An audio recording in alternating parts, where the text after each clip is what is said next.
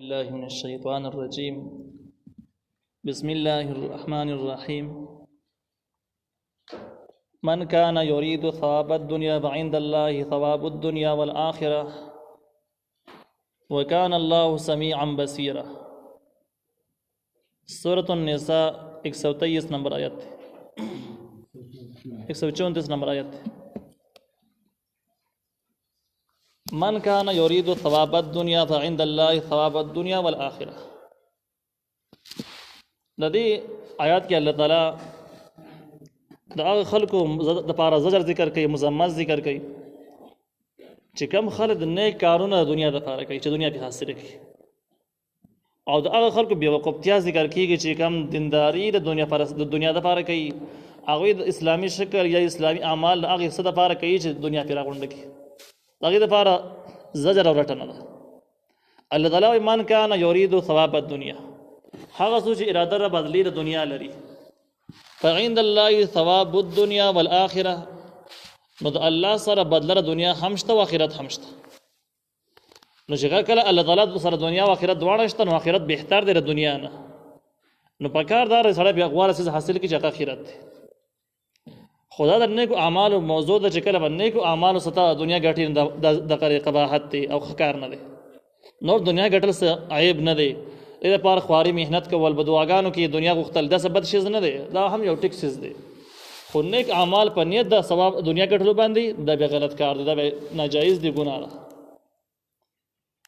نو دې آیاتونو حاصل دا دی چې په نیکو اعمالو سره دنیا مګټي، البته په کسب سره په دواګانو سره ګټلې شي، خو کم چې نیک اعمال له نیک اعمال د دنیا ذریعہ ما جوړوي. وکان الله سميعا بصيرا، او دی الله تعالی اوریدونکي او لیدونکي. الله تعالی تاسو دعاګانې هم اوري، تاسو خبري، تاسو حالات هم یې. نو تاسو ونه کوي چې د دینداری د دنیا د پاره ونه شي، او دا شان د کې داسې ناجایز دعاګانې چې هغه سره د دنیا باس آخرت پکې نه دي، د دعاګانې ونه شي. یا ایها الذين آمنوا كونوا قوامين بالقسط شهداء لله ولو على أنفسكم أو الوالدين والأقربين إن يكن غنيا أو فقيرا فالله أولى بهما. د دې آیاتنا د 135 نه د 135 پورې د 135 آیات نه راواله دریم باب شروع کیږي د سورت، او په دې کې چې کوم مضامین ذکر کیږي دغه مضامین حاصل دي. درې فرقونه به ذکر شي د مؤمن او د منافق په منځ کې، چې منافق څنګه او مؤمن څنګه وي. د مؤمن او د منافق د فرق بیانول د پاره به درې علامات ذکر شي. بیا به د مؤمنانو تفصیلی ذکر وشي، او بیا څلور مقاصد چې کوم د قرآن اصلي مقاصد دي، چې باغې کې اولنې توحید دی، دویم رسالت د نبی علیہ السلام دی، دریم صداقت د کتاب د قرآن یو آسمانی او صحیح کتاب دی. نو دا ذکر شي، او په اخر کې د اخرت ایمان په اخرت باندې ذکر شي چې اخرت باندې ایمان لرل د څنګه دي، د ایمان یې صدق کنه دا کوم خلک اخرت نه مني د څنګه دي. اول سر کې الله تعالی وایي یا ایها الذين آمنوا كونوا قوامين بالقسط، اے هغه کسان تاسو ایمان راوړل شئ تاسو قایم په انصاف باندې قایم شئ. انصاف څه ته ویل کېږي؟ قسط معنا خپله معنا ده انصاف، او انصاف ته ویل کېږي چې بس هر حقدار ته خپل حق حواله شي. نو په هغې کې د ځینې حقونه د الله تعالی دي، چې توحید د الله تعالی حق دی، په شریعت باندې عمل کول د الله تعالی حق دی، او د الله تعالی ته حواله شي. عبادت صرف الله ته کېږي، توحید صرف الله تعالی ومنلی شي. او دغه شی مخلوق کې هم په معاملاتو کې هم دا راځي. نو معاملاتو کې انسانانو کې چې هم د چکم حق د کوم انسان ته دی حواله شي، دا د قسط او د انصاف تقاضا ده. په دې سره چې کله حقدار د حق حواله کېم، د ظالم لاس نیول پکې لازمي کېږي. ظالم لاس چې کله نه نیولی شي، حقدار د حق نه حواله کېږي په عرض کې. نو په انصاف دپاره قایمېدل دا ورسره لازم هم ګرځي چې د ظالم لاس به هم ونیسي. نو دا یو مستقله قاعده شوله چې کله ټول خلک په انصاف باندې ودرېږي او ظالم لاس ونیسي، د دنیا نه تمام شرونه لانجې ختمېږي. معرف القرآن ذکر کړی دی چې تقریبا 1.5 کال وړاندې په دنیا کې چې څومره دغه انصاف قایم و نو دومره انصاف په دې دور کې بالکل په نظر باندې نه راځي. اگر چې خلکو ډېره ترقي وکړله ډېر مخکې لاړل خو د انصاف نوم نشان نشته او ټولو ځایونو کې خلک د ترقۍ باوجود سخت د پریشانو او د غمونو سره شکار دي او د امن ژوند په ارمان باندې د امن ژوند حاصل نه کړو تر اوسه پورې او بلکې نشي حاصلولی. وایي د دې دوه وجې کېدی شي بنیادي وجې دوه دي. یو دا ده چې دلته کې الله تعالی په قرآن کې داسې ویل دي ټولو مؤمنانو ته خطاب کړی دی تاسو په انصاف باندې کلک ودرېږئ، یعنی عوام دې هم په انصاف باندې ودرېږي. هغه کارونه دې نه کوي چې کم کارونه د ظلم دي، هغه کس سره دې نه ودرېږي چې کم کس ظالم دی، د ظالم دې لاس ونیسي، د مظلوم سره دې کلک ودرېږي. خپل ذاتي لالچ دپاره دي، د چا حمایت نه کوي. دا د مخلوق دپاره د رعیت دپاره د انصاف خبره ده. او دویم حکمرانان چې هم په انصاف باندې کلک ودرېږي، د هر ظالم لاس دې ونیسي، مظلوم سره دې مرسته وکړي او حق دې راواري حقدار ته دې حواله کړي. نو وایي د دې آیات مخاطبین عوام او حکمرانان دواړه دي او د خلکو خیال دا ده چې د دې آیات مخاطبین صرف حکمرانان دي عوام نه دي. نو هغوی د خپلو حکمرانانو نه انصاف غواړي خو پخپله د انصاف په طرف باندې نه ورځي. وایي دا یو وجه ده چې په خلکو کې د ظلم هغه سیلاب را پیدا شو او په هېڅ ځای کې د امن صورت پیدا نه شو. څومره چې وسایل ماډرن او جدید کېږي دومره ورسره مسایل نور هم سیوا کېږي، د امن نوم نشان نشته. دویمه وجه د امن دپاره دا ده چې د خلکو په زړونو کې د الله تعالی یره پیدا شي، د آخرت غم پیدا شي. کله چې کم زړه کې د الله یره او د آخرت غم پیدا وي هغه انسانان د لاس نه ظلم نه کېږي. نو که څومره د امن دپاره ته خواري وکړي خو چې د خلکو په زړونو کې د الله یره پیدا کړي نه او د آخرت هغه اصلي حقیقت د خلکو ذهنونو ته ورکوز کړی نه نو په امن پسې به هسې مړ شي. څومره خواري به کړي خو امن به نوم نشان به ونه ویني. نو په دې ځای کې په دې آیات کې دغه دواړه کار شوي دي. اولنې دا ده چې ټول مؤمنان یې مخاطب کړي دي، مؤمنان عوام هم کېدی شي، حکمرانان هم کېدی شي، ټول مؤمنان یې مخاطب کړي دي چې تاسو په انصاف باندې کلک ودرېږئ، د ظلم قصې مه کوئ، د ظالم حمایت مه کوئ، د ظالم سره مه ودرېږئ، د ذاتي دنیاوي اغراض او مقاصد د نوم ناموس لپاره د ظالم لاس سره لاس مه کوئ، د مظلوم سره ودرېږئ. او دویمه دا ده چې شهداء لله گواهان شي خاص الله دپاره، د الله تعالی دپاره گواهان شي. نو بلې دویمه جمله کې دا تعلیم و مضمون شو چې د الله تعالی لوی، د الله تعالی حساب کتاب، د الله مخې ته ورتلل او د الله تعالی عذابونه په ذهن کې حاضر ناظر کوي. د هغې نه بعد به تاسو د لاسونو نه ظلم بالکل صادر نه شي. څوک چې د الله نه یریږي وایي د هغې نه مه یریږه، دا ظلم نه کوي. خو چې کم کس د الله نه یریږي د هغې نه بیا حیوان او درنده جوړېږي، د هغې نه بیا ډېر یریږي. نو الله تعالی وایي چې ای هغه کسانو چې تاسو ایمان راوړی دی کونو شی قوامین قایم، یعنی کلک ولاړ بالقسط په انصاف باندې، انصاف باندې ودرېږئ. نو په دې کې د انسانانو معاملات هم داخل دي چې حقدار تر خپل حق حواله شي. دا انصاف قسط معنا ده. دا اوس عقیده هم پکې شامله ده چې عقیده کې څنګه حقیقي عقیده د الله تعالی کوم حق دی هغه عقیده به پیدا کړي چې باغې کې اولنې سیز توحید دی. شهداء لله گواهان به خاص الله دپاره. په دغه انصاف باندې ودرېدلو په ټیم کې که تاسو دا د حتی خبر راورسېږي چې ګواه ضرورتي د الله تعالی دپاره رښتیا خبره کول او یا دغه شان ده کې مرسته کولی د مظلوم سره، تاسو به شهداء لله گواهان خاص الله تعالی دپاره رښتیا خبره به کوئ. د دې عدل او انصاف مخې ته چې کوم رکاوټونه راځي یو په هغې کې رشته داري ده چې ستا خپل خپلوان په خاندان کې ظالمي او ناجایز ناحقه خلکو سره ولاړي، یا د هغه ظلم دپاره یو بنیاد جوړ کړی د ناجایز دعوی کړي، نو ته یو طرف ته به سوچ کړې چې رښتیا ویل ښه خبره ده، رښتیا ویل پکار دي. خو بل طرف ته به سوچ چې دا خپلولي ده، دا بیا خفګان پکې راځي، د خپلولۍ خپل حق دی دا خرابېږي. نو دې ځای کې د رښتې ذکر شوی ده چې کله تاسو په حق باندې ودرېږئ، په انصاف باندې ودرېږئ، نو دغه انصاف په دوران کې خپلوان مخې ته راشي نو هم پروا یې مه کوئ، رښتیا خبره وکړئ او د ظالم سره مرسته مه کوئ. سورة الحدید او سورة المائده کې نورې خبرې هم ذکر شوي دي. هلته به نور ځایونو کې بحث راشي. تقریبا دا مضمون په 3 سورتونو کې ذکر شوی دی او دې ځایونو کې ذکر شوی دی. یو سورة المائده کې دی، یو سورة الحدید کې به بحث راشي. نو دې ځایونو کې الله تعالی وایي چې ولو علی انفسکم، اگر چې په مقابله د نفسونو ستاسو کې تاسو یو غلط ناجایزه کړي خبره عدالت ته لاړه شي انصاف ته لاړه شي که چې تاسو په ناحقه د خپل ځان خلاف مقرار وکړي چې بس دا کار ما غلط کړل ما له پکار نه ورشتیا خبره وکړي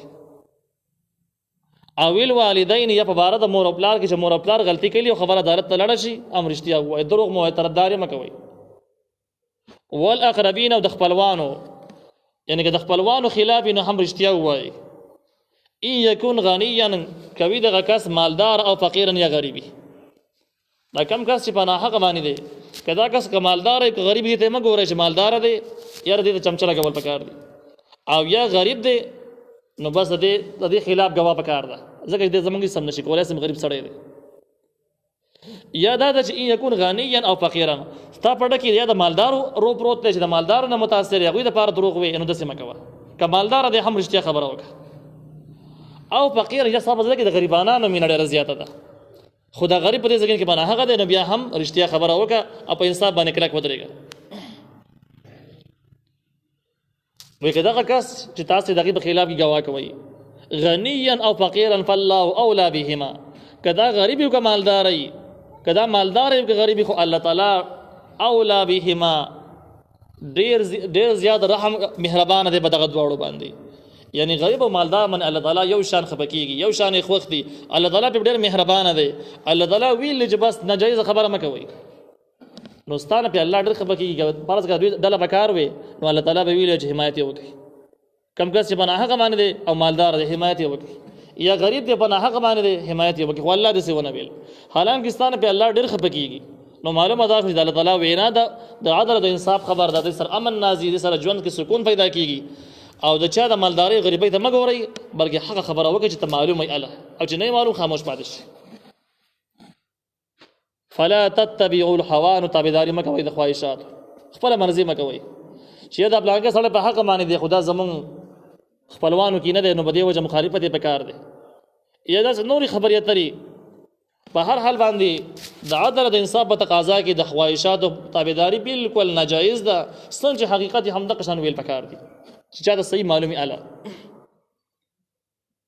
ان تعدلوا په انصاف کولو کې فلا تتبعوا الهوى ان تعدلوا تاسو تابعداري د خپل خواهشاتو مه کوئ په انصاف کولو کې انصاف د خپل مرضي ماتحت مه ګرځوئ چې یاره خبره خو داسې وه خو موږ له داسې پکار ده او دې ټیم کې ضرورت داسې دی په دې ټیم کې حالات داسې دي د خواهشاتو تابعداري ده خواهشات پکې مه استعمالوئ وین تلوو که تاسو کږه کړه خپله ژبه تلوو معنا دا ده چې ژبه کې هم چل ول وکړو په وینا کې هم چل ول وکړو خبره حقیقت یو شان دی او تاسو به د خبرو کې چالاکي وکړله او کګام کړه بل طرف ته واړول او تعرضوا یا د خبرې کولو نه انکار وکړو اعراض مخ اړولو ته وایي بالکل هم د ګواه نه انکار وکړو دا د ناجایزو خلکو د ناجایز ګواهانو هغه انداز دی کم خلک چې په باطله باندې دوی د طریقې استعمالوي یو دا چې ژبه کږه کړي څه مطلب کومه خبره چې ته معلومه ده کومه خبره چې د انسان ته فایده رسوي په ګواه کې هغه خبره ترې راواخلي هغه ټکي ترې راوالي کومه خبره چې د نقصان کوي هغه چې ته معلومه ده دا خبره پکې هم شته خو هغه ترې پټه کړي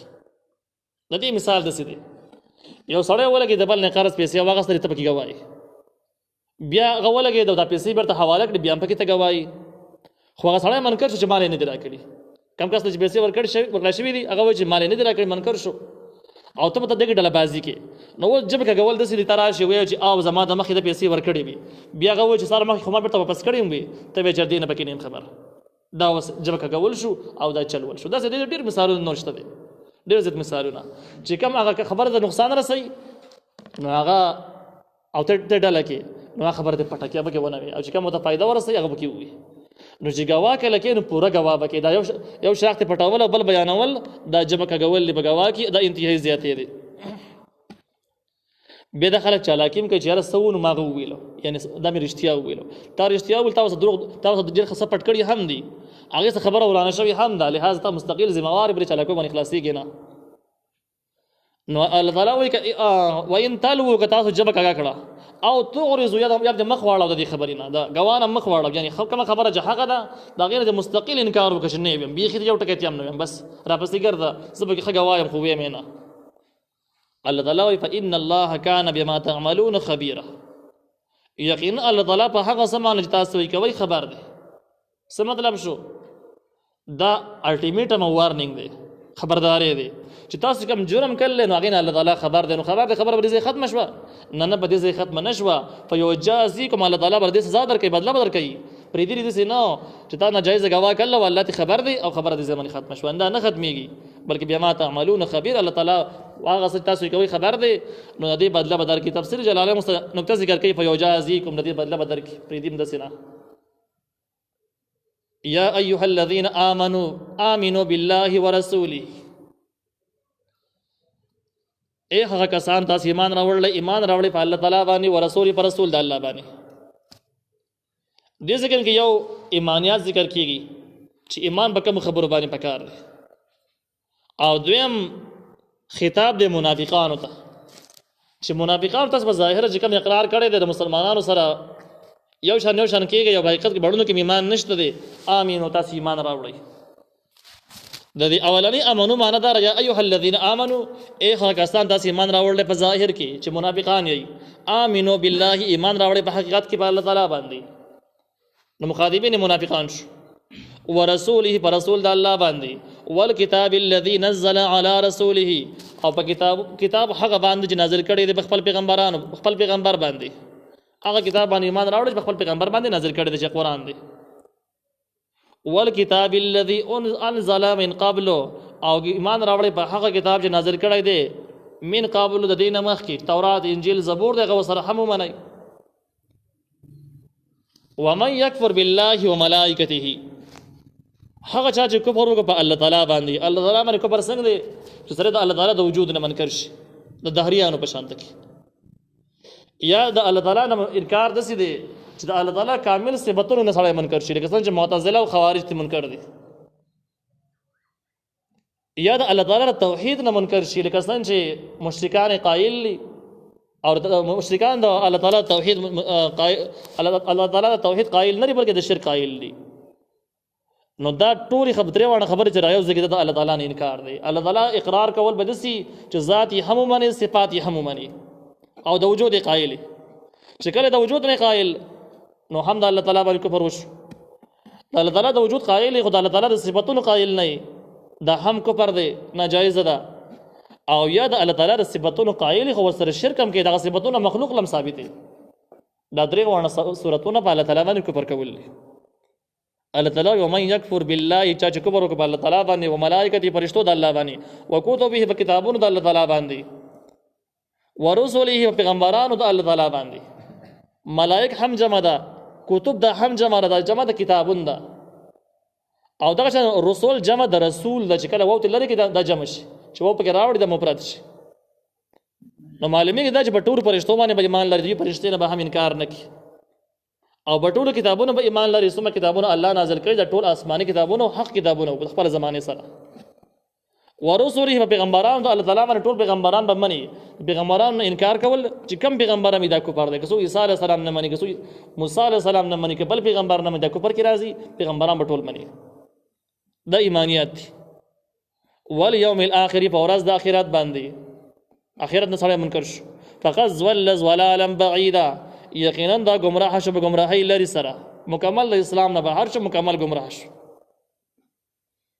د دې څخه نه دا مسلې معلومه شولې د ایمانیاتو د ذکر کولو نه چې په دنیا کې کم خلک موجود دي په قسمه قسم طبقو کې. یو هغه سوچه کافران دي، پاره کې خو سباس نشته. یو هغه چې په مسلمانانو کې په اسلامي دایره کې د نبیا باطل فرقې اختیار کړی دي او په ناجایز باندې روان دي.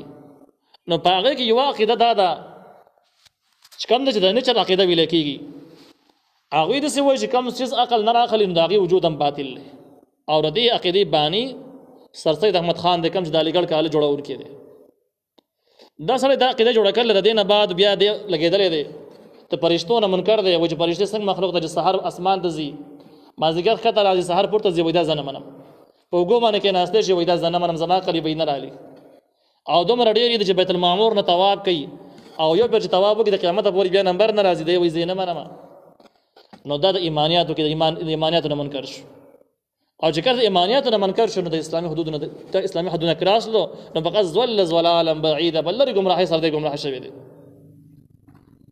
یا سړی د څه و چې یو کتاب منم خو باقی نه منم، یا پیغمبر منم دا یو نور وسره نه منم، یا آخرت نه منم، نو بده کې چې کومه طبقه را پیدا شو ول دې مانند کې د کمی منکرین پیدا شو د کمی جز نه منکر دي دا بر اسلام نه بار کیږي فقد ضل ضلالا بعید یقینا د گمراه شو گمراهی لري سره اوس د مسلمانانو ول او ایمان تر وصل کافی ګران ځکه چې غړه فاصله پیدا کړه او د ایمانی اجزاونه د منکر شو بس